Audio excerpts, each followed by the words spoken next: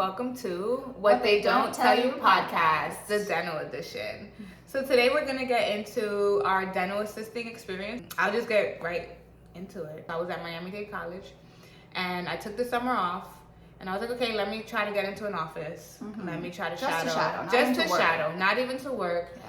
No money. Like all I wanted to do was come into the office and just follow you around and see what the environment is like, right? I think also, if you don't know, as a pre-dental student, you are required to do shadowing hours, and usually the minimum is 100 hours. So I was like, okay, I still have some time, so let me just acquire all those hours now so that I don't feel rushed later on. So I'm calling all these offices. I'm talking about almost over 100 offices. Any office I drove past. In New York City? In Florida. Oh, in Florida. Yeah. As I was getting my associates to get into FIU, I was working as a bartender and I hated it. I didn't want to do it. And I was also feeling discouraged about dentistry. So I was like, okay, if I become an assistant, maybe I'll fall in love with it again, or even if I just shadow. I called so many offices, got so many no's, and it was so frustrating because I was like, didn't you go to dental school? Didn't you have the same requirements? It's a requirement. Like, how did you forget? I do think certain offices just like a liability thing, and they don't want to do their end of the work, just like maybe paperwork or something, because you need to sign things, you know, you're in a HIPAA and things like that. So I didn't know those details. I just felt like, no, it was just a no reason, just no, we don't do that. My partner was like, hey, why don't you try to take a dental assisting class or certificate program so that you can at least work. If you can't go into shadow, try another way. Yeah, so they do offer those around here. I know they're usually like 8-week courses, like you meet once a week. Yep. Right? And at the end, I think you're a registered dental. Once a week. You pay for it. You pay for it, you commit to it, you're in there from like 9 to 5 all day. You learn how to do x-rays, you learn the numbers of the teeth, you learn like all the basic things, right? Then I go to a dental office that finally is like, okay, yeah, like we're interested. We're looking for a dental assistant. You don't need any experience. Because that's another thing, you need to have experience. It's like any job. Oh, you need to have 2 years experience. And you're like, well, how? How do you start? Someone like, right? Like, let me in. So I get to the office and long story short, I find out the program isn't even accredited. So all that time, the money was just for a certificate, not a registered like license. Wow. So imagine that. Now I'm like, okay, who's gonna give me a chance? Back to trying to call for shadow. Right. It was in Sunny Isles. And I was like, hey, you know, like I'm looking to become a dentist, but you know, I'm feeling a little discouraged. I like to come in the office and just shadow around. The first yes. Yay. It felt so good. Like my first dental office, they were specialty, not general. Right.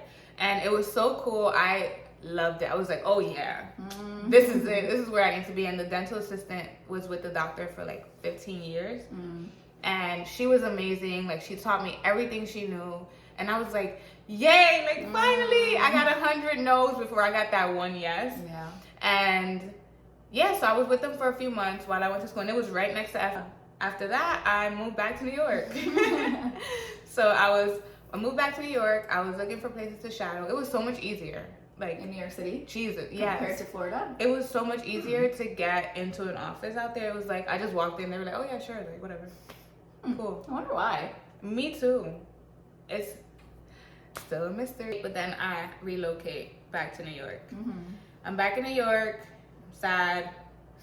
I'm finishing my degree online, and I finally got into an office, and one of his assistants quit. And he was like, well, do you want a job? Do you want to stay? And I feel like you're knowledgeable enough, you know enough, and anything else I'll teach you. And he was willing to teach me. I think that's the best part. I think, or the most important part, they say you need a mentor throughout all this. And even like before the dental school journey, I think you need a mentor. Yes. And like we both had someone significant that's really like helped us along the path. And thank God, because you really do need a mentor in this. Yeah. And it's like sometimes you just come across them. You don't necessarily find them when you're looking for them. Yeah. They kind of come when you need them the most.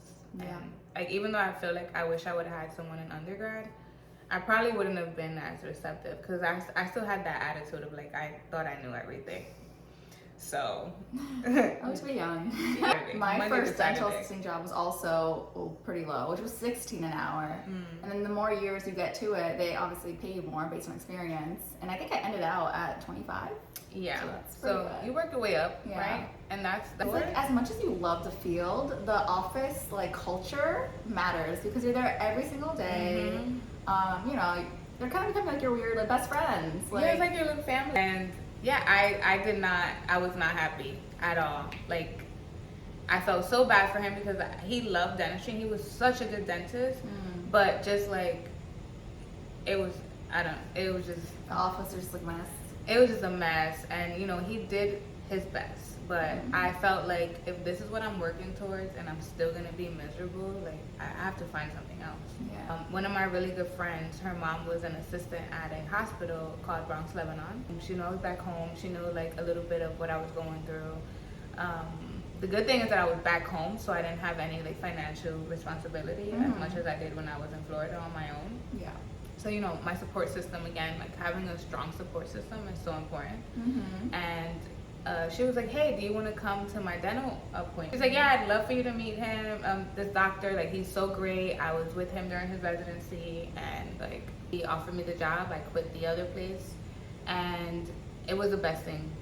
The best. Like that's when you're decision. true like dental assisting journey. Dental I think assisting. that's so important too. Like because of that experience, we kind of know how important it is, like the dental office culture, but also like the business side. I did front desk and assisting, so you learn insurance breakdown, you learn the business side of things, you learn so much, and it's like, I loved it. I didn't care about time. I didn't care about, you know, when you're at work and you're constantly looking at the time, you're like, oh my god, 3 more hours, 2 more hours. Yeah. Like, I would get lost in the busy office. day of it. Yeah. And then you connect with the patients. Like, I have some patients that I still speak to, and they always check on me, and it's like, they're part of my journey now. Yeah. No, even my dentist always like he'll text me like, oh man, this person asked for you again, asking when you're coming back. Yep. Or sometimes That's Dr. A sweet. will call me, like he'll FaceTime me with some of the patients. Really? And yeah, it's such a great feeling because it motivates me to just keep going. Yeah. What was yours like? How did you get into dental assisting? How did I start? So I think I was working for a different employer. I was working with business, and that was when I was deciding whether or not I was going to try again. So this was the initial start. And I was like, okay, I'm going to try again. I need to retake all these classes. I need to... Oh, that was before you even... Yeah, it was before started that. taking- Okay. Yeah, because that's when I was like, okay, I'm going to try this again. If so, you know, I already had my shadowing hours from the first time, so I was set on that. But I thought, you know, let me get into dental assisting. Let me get in the field more because it just makes sense. Was it easy to shadow? I think because I did all my shadowing during my undergrad years. Oh, So got it. that I did it a long time ago. So I always knew I was pre-dental. So I did them all before, and yeah, luckily that was fine. So I was in a major city. I was in Boston, and it was easy to do. And yeah, and then I started applying. So I didn't do any course or fake course.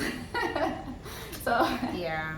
because a lot of places, like we said, want the experience. They say, okay, we want a registered DA, dental assistant, and I wasn't that. So I just applied to so many jobs on, I think like Indeed, and I called to these places, I followed up, but every single person said they wanted an experienced person. There was one dentist that took a chance on me, and I went to the interview, and I think I was just so eager to learn. I was like, oh, I can start tomorrow. Like, you let me know. Like, I don't Start right now. Yeah, let's start. And I think that kind of impressed him. He's like, oh wow, okay. Like, and so I literally started the next day, and with no experience, no scrubs even. Like I was in like business casual clothes. We just started, and wow, I think I learned the bread and butter dentistry from him. Because he was kind of older, so I think it was more traditional methods versus what we do now. Because now it's so high tech, right? Like, I love it. I love the high tech technology of dentistry. But back then, we were still doing like alginate. We were using those metal. Yeah, we were doing like old school things. But again, now I value that so much because like I learned that. Like at the time, it's like, why are we doing this? And then like, you So realize cool. you it's like fundamental stuff. It's how they learned, Yeah. and you can apply those things to like the new. Mhm. When technology fails you, Yeah, exactly. You have- I know how to do that yeah. old school, like, you know those metal impression crowns? Oh yeah. Where you pour in and then you let it set. Like that's what he used to do, which is insane now thinking about. That office was only open Monday through Thursday, so it was 9 to 7. So it was just like 40 hours Monday through Thursday, and me being a little eager me, I was like, let me find another job for Fridays. So I started temping. So if you don't know, you can be a temp dental assistant. So you register with an agency and they put you in job placements that only need dental assistant for 1 day. So you just go in, work the day, they give you a check at the end of the day, and you never like see them again. How do you find those agencies? Ooh, I think I just Googled it. To be honest, I looked up a couple different ones, and you know, it's usually free to register. They shouldn't be asking you for money for an application. So if they are, don't trust them. Yeah, because it should be free. Do your research. Yeah. Always do your research because there are a lot of scams out there. Yes, there is. And you can even ask them, I think, like, oh, what kind of, like, what areas do you serve? What offices do you have? What's your roster like? Also, pay is different based on where you are. So yeah. And the best thing about dental or temping, they're required to pay you like time and a half because it's such a last minute thing. They have to pay you more. And that was awesome because they paid like 25 to 30 just for a day, like the same thing you usually would do. Amazing. Got out of their office working Fridays and Saturdays. And that's when I was like, whoa, like this guy was so high tech. Really? He had all the fancy gadgets. He had the 3D scanners. He had the CAD cam. I love the 3D scanners. And I was like, wait, what am I doing? Because that was insane. That was like mind blown. Like, whoa. Like he had. Was it a private practice? It was. Okay. Yeah, they were both private practices. Okay. One just happened to be like an older generation, I guess. Or he's been doing it for years and years. And the other one just like was super into the technology of it. And that was like, wait, that is really fun. Yeah, I love the dental school that I'm going to is like one of the first ones to have like a robot places implants for you. How fun is that? So we get to like see that. So I'm excited for that. That's so fun. Yeah. Tell me all about it. I know, I'll send videos. We'll be talking about it. Yeah, that seems super cool. I'm excited to see like what that means. When I transitioned into the more high-tech office, that's when it kind of also exploded for me. Oh yeah, I spent years working Monday through Saturday, like 55 hours a week, but I loved it. I loved it. Tuesdays and Wednesdays we were open from 2 p.m. to like 10 p.m. And those were the craziest days. Even Saturdays, now we know, right? Saturdays was my busiest day. Saturdays are It makes sense. Yeah. It's a good business model. Yeah. Yeah, so you learn that, you learn the business side. So I think we both had experience where like the front desk is out and we're like, oh, can you step in? We're doing both at the same time. This thing simultaneously. Yeah, it's crazy. It was crazy. It was great because now I can do both. I loved it and it just solidified. Dentistry is where I want to be. There's no other place for me to run, but I know, that's poetic. Yeah, I think that we both had different ways that we got into this thing. Well, for both of us, we didn't take, well, I had no sore subject. I feel bad bringing it up, but unregistered DAs, and I think it's just a calling. Calling requires X-ray license, I think. But again, that's very teachable. Like I was taught every single. And then you also have to take that lead. Like, you know what? Initiative. Like. Yeah, because you have to think about it. Like this, you know, usually for these private practices, they have so much on their plate. They're not gonna go out of their way unless like you're eager to learn. Then they're like, okay, like now I have a reason to teach. Right. Be proactive. Don't worry about the first no or the next 100. Keep calling. Somebody will give you a chance. Somebody's gonna be willing to teach you and bring you under their wing. I went all those years without, you know, having guidance, and then gained a mentor, and I wouldn't have it any other way. And I think dentists like that, like they love to teach. Like they really do. Because it's such a niche, like, you know, job, like they love it. So I think once you show you're proactive and eager, then like every time I would, you know, ask for him to do more, he would give me more. And and I love that. Now we know for our future practice one day, like how to run it, what you need. I think the use of like intraoral cameras was also like a game changer for me. Which like I never realized how important they were until like, you know, treatment acceptance rates.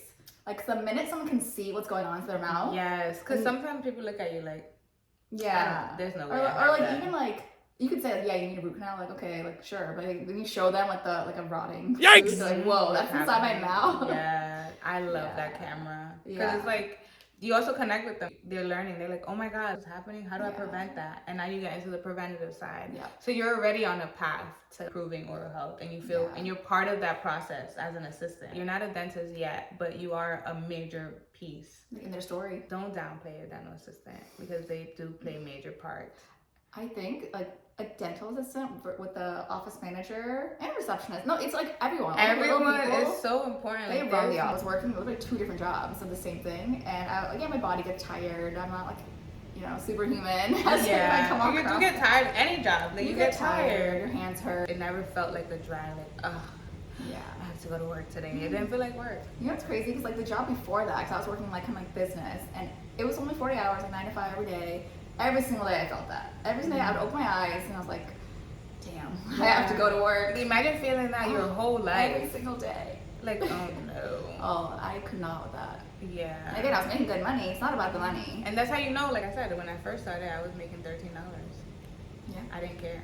I was like, first of all, I was coming for I'll free. do for free. I was already coming for free, so now you're offering me, But that's the thing. The more skills you learn, like, yeah, you should get paid because, right. You're investing your time too, just as much. Not There's a really huge paid, difference, but- though, I think, between just like watching a procedure versus being actively involved. That's true. Because some things you won't learn unless you're holding there, like you're holding the mirror, you're holding the suction. You understand, I guess, like even like how a tongue moves and how aggressive they are. Like these little. You can go to Dr. A's Oh my Instagram. I'll probably put it below or something. Link it. We made a little like a Spoof? skit, Yeah. like a skit on like the mirror versus the tongue, which was hilarious. A lot That's of funny. dental assistants, if you're watching, and you're part, you're part of in the process of either learning to be a dental assistant or a dental assistant, you can relate because it's crazy. Yeah. That like saliva. Mm-hmm. I think my least favorite part. Hear me out. I know it's gonna sound crazy. My least favorite part is like when you're cleaning the sink area, like saliva. See, but now I know. For my practice, I will not have a spit up sink. No thanks. I think I still will. I just don't want no parts. Yeah. I just let my assistant do it, like I did. Yeah. But yeah, that was probably what was your least favorite part about assisting? Ooh, the least favorite. See, that should be hard. It is It hard. should be yeah. hard to think about when you love what you do. I think once in a while you encounter like a really tough patient, and that gets stressful because as an assistant you get the brood of it.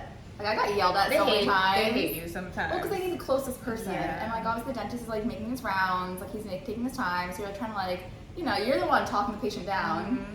Yeah, especially if you're running behind, they get so mad. Oh gosh. They get so mad. Oh gosh. When I was in the front desk and assisting. Oh, at the same billing. time- Actually, I lied. Billing. Billing. Oh yeah. Because people get mad at I didn't really have to do that too much. Yeah. but yeah. People get treatment plans. Yeah. Oh my God. Treatment plans. Trying When to you're explain explaining it why and you're you like, need that. and then you're talking about numbers. I hate talking numbers. Yeah. Talking numbers is like, oh, you're trying to rob me for my money, and it's like, Please, I'm just telling you what I am need just to a do. messenger. I'm just doing the job. This is the information you provided. This is your insurance. This is the breakdown. This Right. is it. Like, I promise you, I'm not not trying me. to. Like, it's not. And that's the problem. Like, so it's a huge thing, right? Insurance are like making their minimums like lower and lower, so like more expensive for the patient. And sometimes like they'll approve certain treatments, and then after you do it, they're like, nope.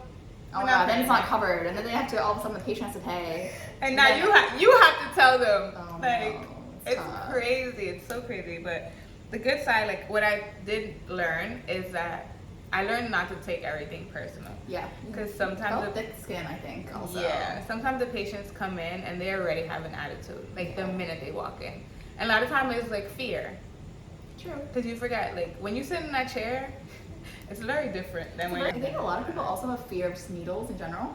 I know that's a whole other thing. And I know, like, just working through a practice, you know the little things that, again, they're probably not going to teach you in dental school. People skills. Yeah, it's the people skills. It's so important. It's And that's so why, again, important. I have recent friends who are recent grads, and I say, like, that's the hardest part is, like, learning the business side. I think it's a huge push right now. Like, dental schools are trying to push that more. I know, for example, like, the school that I'm going to, there's one class I heard is beneficial that teaches you the business side. But even again, you won't know until you experience. Yeah, but like even schools changing the curriculum to Yeah. teach you those things is like Shows amazing. how important it is. Right, like it, Yeah. and it shows you that dentistry is going in such a great direction. Mm. Where it's like, okay, we do care about our patients. Let's change the narrative. Yeah. Let's stop hating dentists, please. Let's just stop. I know some might not be the best, but there's some great ones out there, and you know. I love this new transition, like this new wave of dentists, like Oh, yeah. our generation of it. So we're so cool. Like they're just so cool. Yeah. I love it. I Tech love savvy. it. Just everything. Just like fashion, like everything. And I know even recently, like Botox have now been A thing. a thing for dentists. They're allowed to Yeah. do. So that's amazing. cool. Like, Oh, get a cavity a little. a little filler. That's And so it's like, funny. because your smile is so important. Yeah. Like how people feel about themselves after. Like I've seen patients cry on the chair. I've cried with patients. Yeah. And it's like the difference your smile can make. It's life changing. Who doesn't want to be part of that? Not all heroes wear capes. Yeah, I think those are the best stories. Like even like, you know, you could have that one bad patient, but like the millions of like really good ones. Like those I want to try to stick to because like you said, like we've experienced it. And Enough of the bad. Literally life changing. Someone getting a brand new set of teeth changes their life. It's crazy. Like I remember we did an implant on a patient. You know, there's some people who are missing a tooth on their smile line, and he shared how hard it was for him to even date. Oh. He didn't go to family functions. Yeah. He never smiled. When he did, he would like. I was saying you can always tell someone who's like self-conscious about their teeth because of the way they like don't smile in photos. Yeah, or like when they laugh, they're like cover it, or, like yeah. shying away. And when we put the temporary, he was just like, we cried with him. No. Because he was like, you guys just changed. We're gonna probably talk about this in a different podcast. But a lot of the issues now I've heard with recent grads, which I've been like researching and looking up, is that they graduate dental school without feeling fully prepared. And that's where CEs come in. And if you don't know, CEs are like continued education credits, which you pay for out of pocket. There's like certain groups that you can join on Facebook that are only dental student specific or dentist specific, and they tell you these things. And like you can't join without remember the secret handshake? Yeah, you can't join these groups without having an ID. I literally just sent a picture ID and everything, my school email, and then I was accepted in this group. And they're talking about this, how, you know, dental students are graduating without ever doing like enough procedures. And that's scary. Imagine That's going so out there scary. and trying to figure that out. And then they don't feel confident in like performing these. Yeah. So CE is very, very important. Mm-hmm. And I can imagine like going through all of this and then finishing and being like, wait, I still don't know how to I do still like, don't know an what I'm endo on a doing. molar. That's crazy. right? And take that into account when you're applying or when Right. you're doing your research. We both said we love the technology part. So I know that was important for me to have Yeah, a school that was state-of-the-art. very, state of the art, high tech, using CAD cams, using lasers. I want to learn nitrous. And my school said that. So let's see if they live up to their word. I'll let you know. How many years did you dental assist? Like two? Like two and a half. Yeah, at like one office. Before I was just I shadowed here and there, but consistently it was 2 years, 2.5 years, and then I came back and started Barry. Yeah, so I did like about 3 years, and even now I'm part of a different temp agency down here in Florida. So if you have questions about that, comment down below. I'll let you know, because I've worked at 2 different dental temping agencies, and I can tell you about requirements and how I found it and things like that. Yeah, and if you have any shadowing stories or dental assisting experiences that you want to share, we'd love to hear about it and connect with y'all. Stay tuned. Stay tuned. Like, subscribe. Leave a comment and hit the bell notification so you know every time we post. And just so you know, our social medias are linked down below as well. We are on TikTok and Instagram. Yes, sir. Feel free to DM us. Bye. Bye, guys.